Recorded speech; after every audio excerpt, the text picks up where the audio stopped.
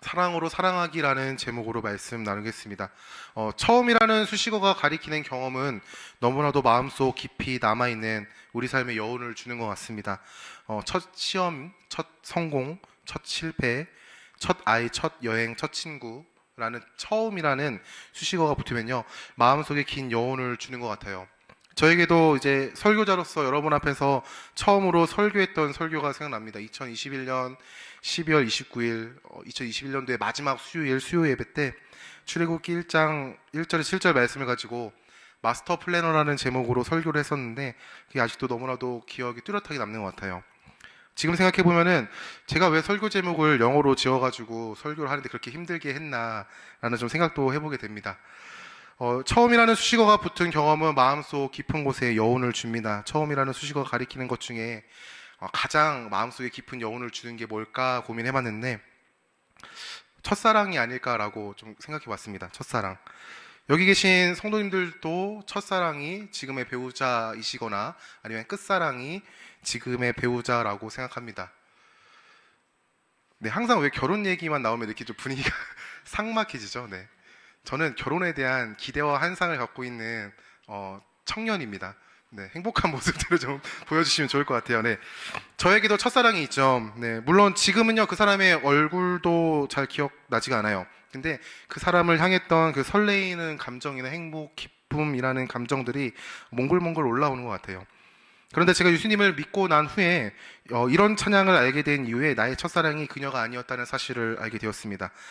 예수 나의 첫사랑 대신에라는 찬양입니다. 예수님을 인격적으로 만나기 전에는요, 이 찬양을 부를 때마다 이렇게 생각했던 것 같아요. 내 첫사랑은 예수님이 아닌데 라고 말이죠. 그런데 예수님을 인격적으로 만난 후에는요, 그 고백이 내 그 고백, 예수님이 내 첫사랑이 아니야 라는 고백이 부끄러운 고백이라는 사실을 깨닫게 되었습니다. 모든 성도님의 진짜 첫사랑은 예수 그리스도인 줄 믿습니다. 예수님을 인격적으로 만났음을 믿음으로 고백하는 성도들은 그 첫사랑, 첫 만남, 그때 허락하신 기쁨과 감사를 잊지 못할 것입니다. 그리고 그 은혜에 감사하여 누군가는 목회자, 누군가는 교사, 누군가는 예배자, 누군가는 리더라는 하나님께서 허락하시는 말씀의 감동하심 가운데 순종함으로 헌신의 자리를 섬기는 줄 믿습니다. 그리고 지금도 그 사랑을 힘입어 맡겨진 사명들을 감당하는 것이죠. 자, 그렇다면은 이렇게 한번 질문해 볼 수 있을 것 같아요. 옛날에는 그 사랑을 힘입어서 그 사랑 때문에 하나님의 말씀 가운데 순종함으로 나아갔는데, 지금은 내가 하나님의 사랑 때문에 그 자리를 잘 감당하고 있는가? 라고 말이죠. 나를 구원하신 예수 그리스도의 사랑, 그 은혜의 감사가 섬김의 자리, 순종을 이루는 그런적인 마음의 동기가 되는지를 한번 고민해 봤으면 좋겠습니다. 오늘 말씀은 처음 사랑을 버렸던 교회를 책망하시는 예수님의 말씀이 기록되어 있습니다. 요한계시록 2장에서 3장의 말씀에는 7교회가 나옵니다. 에베소, 서머나, 버가모, 두아디라, 사데, 빌라델비아, 라오디게아, 총 7교회가 나옵니다. 7교회는 예수님이 어떠한 분인지를 언급하면서 그 교회의 모습을 칭찬 또는 책망하세요. 오늘은 첫 번째 나오는 에베소 교회를 향한 하나님의 말씀을 함께 보도록 하겠습니다. 요한계시록 2장 1절 말씀에 예수님이 어떠한 분인지에 대해서 이렇게 얘기하고 있습니다. 오른손에 있는 7뼈를 붙잡고 7금 촛대 사이를 거니시는 이라고 얘기하고 있어요. 에베소 교회를 향한 편지를 써라 말씀하신 예수님이 교회의 주인이 되신다라는 사실을 우리에게 이야기하고 있죠. 그리고 예수님은 에베소 교회를 칭찬하십니다. 2절에서 3절 말씀에 내가 내 행위와 수고와 내 인내를 알고 또 악한 자들을 용납하지 아니한 것과 자칭 사도라 하되 아닌 자들을 시험하여 그의 거짓된 것을 내가 드러낸 것과 또 네가 참고 내 이름을 위하여 견디고 게으르지 아니한 것을 아노라라고 예수님께서 에베소 교회를 향하여 이렇게 칭찬하십니다. 예수님께서는 에베소 교회가 예수님을 위하여 얼마나 많은 일을 했는지, 수고와 인내를 했는지 안다라고 말씀하세요. 또한 악한 자들을 용납하지 않고 그들을 시험함으로 예수 그리스도의 영광을 드러내는 일을 했으며 공동체를 지키는 일을 했고 예수님을 위해 참고 견디고 게으르지 않았다라고 칭찬하십니다. 지금 교회의 모습을 비춰본다면 이런 게 아닐까 싶어요. 예수님을 모르는 사람들, 부정하는 사람들에게 매일 나가서 복음을 전한 거예요. 꾸준히 복음을 전하였는데 사람들의 냉랭한 반응 가운데서도 에베소 교회 성도들처럼 포기하지 않는 모습, 참고 견디고 게으르지 않는 그 모습들을 보여주는 것이죠. 그들의 꾸준함은 하나님께 칭찬받을 만한 성실함이었습니다. 더군다나 교회의 거룩을 지키는 것에 있어서 최선을 다했죠. 논쟁 가운데서도 맞섰을 것이고 교회 안에 거짓된 복음을 전하는 사람들을 찾아냈을 것이고 그리고 교회의 거룩함을 위하여 그들을 쫓아냈을 것입니다. 에베소 교회가 있던 에베소 지역은 우상이 많이 있었던 지역이에요. 이러한 어려운 상황 가운데서도 복음을 전하는 일, 지키는 일에 최선을 다한 것에 대해서 예수님은 에베소 교회에게 잘하였다라고 칭찬합니다. 그런데 책망할 것이 하나가 있다라고 말씀하세요. 그게 뭐냐? 바로 처음 사랑을 버렸느니라 라는 겁니다. 예수님께서는 에베소 교회를 향하여 너의 처음 사랑을 버렸다라고 말씀하십니다. 에베소 교회의 처음 사랑은 바로 예수 그리스도입니다. 예수님께서 허락하신 은혜였죠. 예수님의 사랑이었습니다. 예수님께서 에베소 교회를 향한 칭찬과 책망을 종합해보면 에베소 교회가 했던 행위, 수고, 인내, 거룩함을 지키기 위해서 했던 행동들, 참고 견디고 부지런히 했던 그 모습들은요, 어찌 보면 하나님을 향해서가 아니었다라고도 생각해 볼 수 있을 것 같아요. 이렇게 말하는 이유는 에베소 교회는 처음 사랑을 버렸다 책망받았기 때문이죠. 에베소 교회가 어떤 이유 때문에 처음 사랑을 버렸는지에 대해서는 명확하게 나오지 않습니다. 하지만 에베소 교회의 모습이 현재를 살아가는 성도의 삶의 모습을 비춰준다라고 생각합니다. 분명 에베소에 있는 교회는 예수님의 사랑을 알았던 공동체입니다. 그러하기에 처음 시작은 그 사랑에 대한 감사와 감격으로 드러나는 모습이었을 거예요. 그러나 시간이 지나고 보니까 그들에게 처음 사랑이 없어졌습니다. 성경은 그들이 처음 사랑을 버렸다라는 표현을 사용합니다.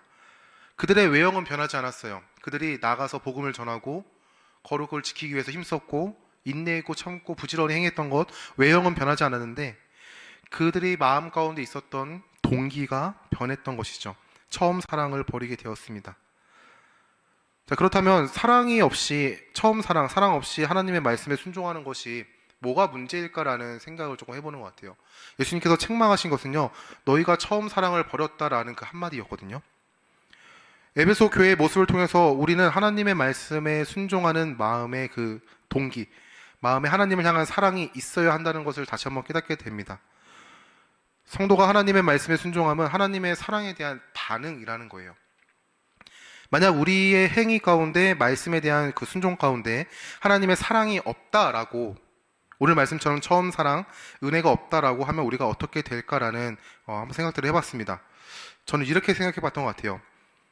만약 나의 행위에 아버지의 사랑이 없다면 그 사랑이 없이 하나님의 말씀에 순종한다면 나는 하나님을 드러내는 것인가 아니면 나를 드러내는 것인가 라는 질문을 좀 던져보게 되었습니다. 성도는 하나님의 영광을 드러내는 존재로 부름을 받았는데 내가 하나님을 향한 행위가 하나님의 사랑을, 하나님의 말씀에 순종하는 그 행위가 하나님의 영광을 드러내는 것인가 아니면 그 행위를 나를 드러내기 위한 수단으로 사용하지는 않는가라는 그런 고민들을 좀 해봤던 것 같습니다. 예수님의 이름을 위하여 교회의 거룩함을 위해서 했던 행동들, 이런 거 너무나도 중요하죠. 복음 전하는 거 너무 중요합니다. 교회의 거룩을 지키는 거 너무나도 중요하죠. 그런데 만약 내 안에 하나님의 사랑이 없다면 이 모든 행위로 하나님이 아닌 내가 드러나게 될 것입니다. 하나님을 위해 한다는 모든 행동이 사실은 나를 드러내기 위한 수단이 되는 것이죠. 또는 반대로 누군가를 정죄하는 수단이 될 수도 있다는 생각을 해봤습니다. 우리 모두가 신앙생활을 다 잘할 수는 없잖아요. 그러는 가운데 누군가의 못함을 보고 누군가를 정죄하고 판단하는 이유가 되지 않을까라는 좀 생각을 해봤던 것 같아요. 상대방의 연약함을 품고 자랄 수 있도록 도와주고 그를 바로 세워야 하는데 반대로 그 상대방의 못함을 보고 그 사람을 깎아내리고 그 사람을 무너지게 하는 것이죠.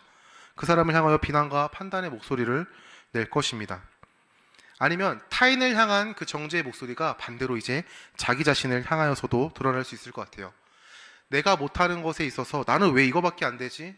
나는 왜 이거밖에 못하고 왜 이거밖에 못하는 모자란 사람이지라는 나를 사랑하지 못하는 모습, 나를 향한 정죄의 모습으로 드러날 수도 있습니다. 하나님을 위해서 한다는 모든 행위와 순종과 섬김을 내 힘으로 한다면 모든 행위를 나를 드러내기 위한 수단으로 이용할 것이며 또는 누군가를 향한 정죄나 나를 스스로를 향한 정죄로 사용하게 될 것 같습니다. 이런 모습들은요, 교회 공동체를 무너지게 하는 요인이 돼요. 교회 공동체를 든든히 세우는 일이 아니라 오히려 무너지게 하는 것이죠. 이러한 문제 앞에서 우리가 어떻게 해야 할까요? 당연히 하나님의 사랑을 다시 붙잡아야 하죠. 왜요? 에베소 교회가 놓쳤던 것은 처음 사랑이었으니까요. 오늘 말씀은 하나님의 사랑을 다시 붙잡는 것에 대해서 세 가지를 이야기하고 있습니다. 2장 5절 말씀에 그러므로 어디서 떨어졌는지를 생각하고 회개하여 처음 행위를 가지라 라고 얘기합니다. 어디서 떨어졌는지를 생각하고 회개하고 처음 행위를 가지라. 첫 번째는 처음 사랑을 잃어버렸던 곳 그때를 생각하라는 것입니다. 우리가 문제임을 깨달았을 때 인정하고 의지적으로 문제를 바라봐야 한다는 거예요. 고민해야 하고 분석해야 하고 점검해야 합니다.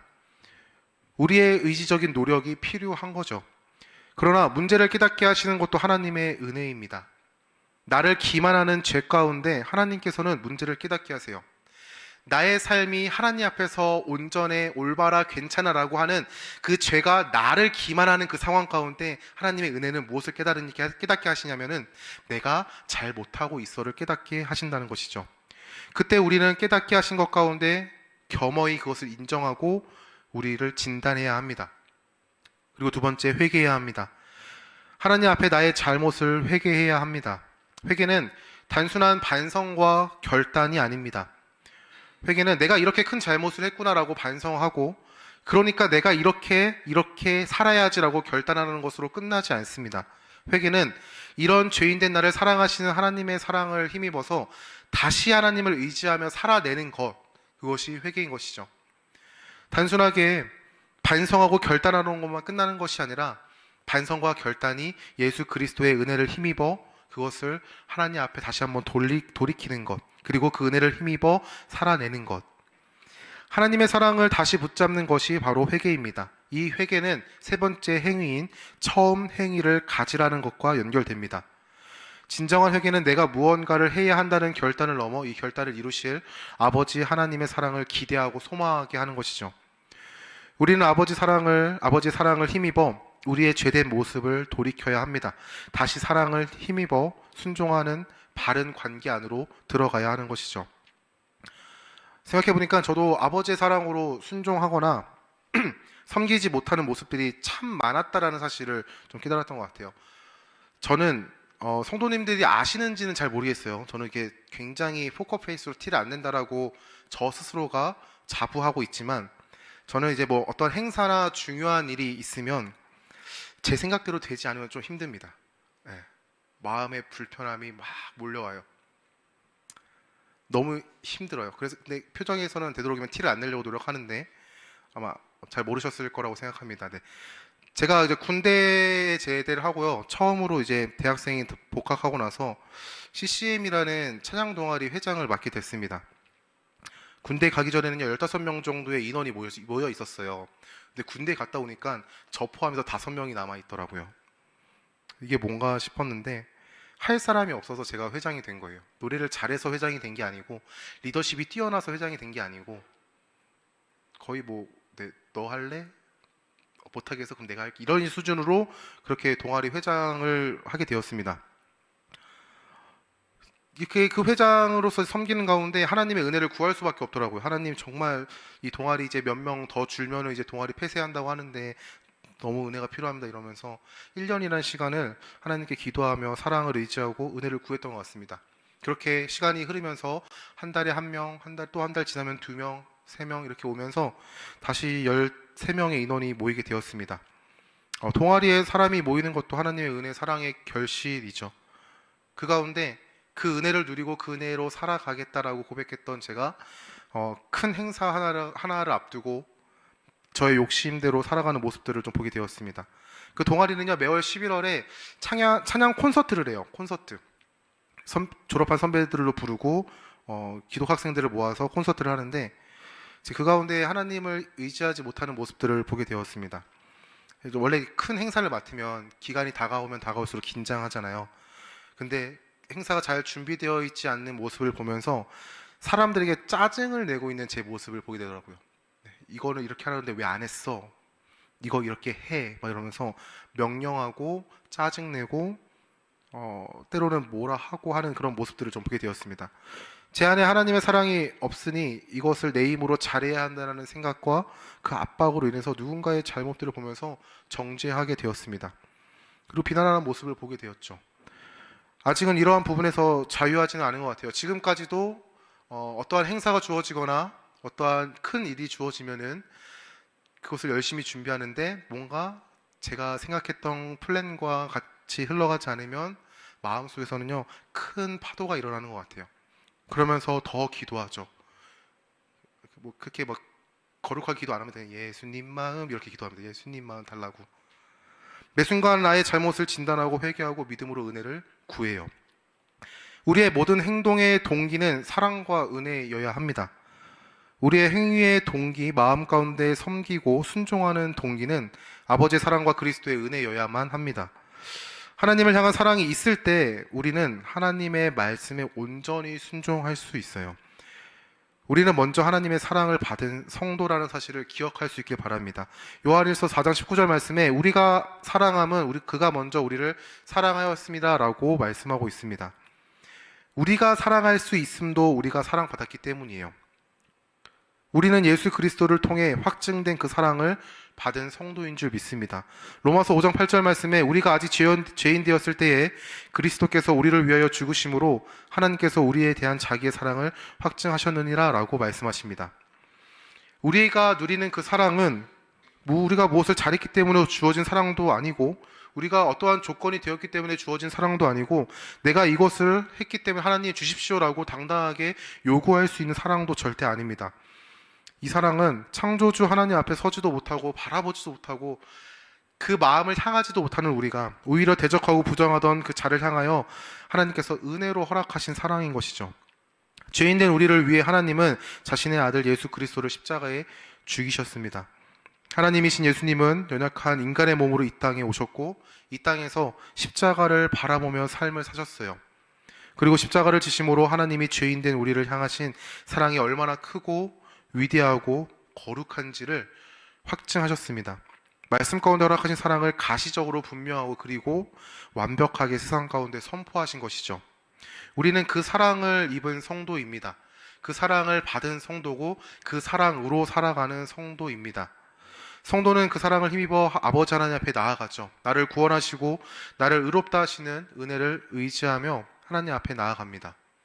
그리고 하나님을 아버지라고 고백하게 된 입술을 가지고 하나님을 찬양하고 하나님께서 허락하신 그곳에 나아가 하나님의 사랑을 전합니다.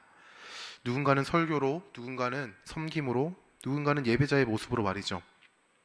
성도는 사랑으로 사랑합니다. 아버지 하나님께서 우리에게 차고 넘치게 허락하신 놀라운 사랑을 아버지 하나님께서 보내신 곳에서 아버지 하나님을 그리고 아버지 하나님을 모르는 사람들을 향하여 그 사랑을 증거합니다. 그 사랑은 이제 내 힘으로 행하는 사랑이 아니에요. 나를 구원하신 사랑이 나를 이끌어 가는 것입니다. 우리가 매 순간 잊고 매 순간 까먹는 것이 있는데 내가 구원받는 그 사건을 정말 이례적인 이벤트로만 여기는 그러한 안타까운 믿음이 있는 게 너무나도 안타까운 것 같아요. 이 사랑이 나를 구원하신 그 사랑이 나라는 존재의 평생의 삶을 인도하시고 이끌어가시는 사랑인데 나를 구원하시는 그 사랑은 그 사랑이고 매 순간 내 삶 가운데 이례적으로 이벤트성으로 하나님께서 사랑을 주시는 거야 라고 잘못된 하나님을 향한 그 사랑에 대한 이해, 믿음을 갖고 있는 게 너무나도 안타까운 것 같습니다. 이 처음 사랑이 언제나 평생의 내 삶을 인도하시고 나를 이끌어가시고 그리고 내 삶 가운데 역사하시는 사랑인 줄 믿습니다. 계시록 2장 7절 말씀에 이기는 자에게 예수님께서는 하나님의 낙원에 있는 생명나무의 열매를 주어 먹게 하시겠다라고 말씀합니다. 이기는 자는 누구일까? 저는 내 안에 아버지의 사랑을 외면하고 내 힘과 능력을 의지하고자 하는 죄를 이기는 사람이다라고 생각해 봤어요. 마음속 깊은 곳을 아버지의 사랑으로 채우고 아버지의 사랑으로 살아가는 자가 이기는 자가 아닐까라고 생각해 봤습니다. 처음 사랑을 붙드는 자인 것이죠. 우리는 매 순간 처음 사랑을 버리려고 합니다. 내 힘과 내 능력과 내 방법과 내 뜻을 의지하려고 합니다. 그때 우리는 처음 사랑을 버리게 되고 내 힘으로 사랑하게 되는 것이죠. 그러나 처음 사랑을 다시 회복하는 자에게는 하나님께서 허락하신 은혜를 누리고 살아감을 허락하신다라고 약속하십니다.